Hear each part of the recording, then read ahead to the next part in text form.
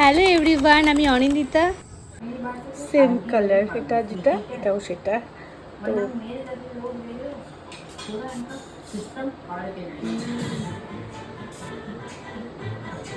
আমরা যাচ্ছি এখন রথের মেলায়, তো চলো।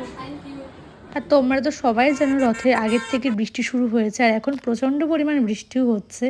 মেলাতে এসে দেখি মেলাতে প্রচণ্ড কাদা, মানে পা দেওয়ার জায়গা নেই, আর প্রচণ্ড লোকও তার সাথে।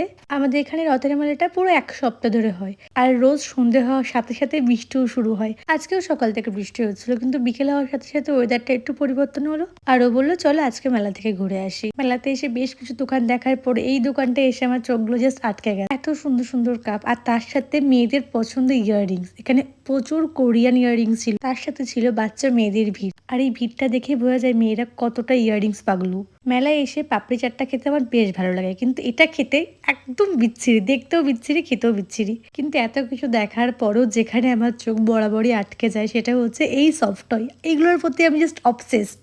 ছোট থেকে আমি ঠিক এমনই, ছোটবেলায় মার সাথে ঘুরতে গেলেও আমার একটা সফট টয় বা কোনো একটা খেলনা পুতুল চাই। আর রথের স্পেশাল খাবার মানে তো জিলিপি আর পাঁপড়, তো বাড়ির জন্য একটু নিয়ে নিয়েছি। তারপরে আমরা বেরিয়ে গেছি মেলার থেকে। মানে এত কাদা ছিল না, আর দাঁড়ানো যাচ্ছিল না। চলো বাড়ি থেকে তোমাদেরকে দেখাই আমি সারা মেলা ঘুরে কি কি জিনিস নিয়েছি।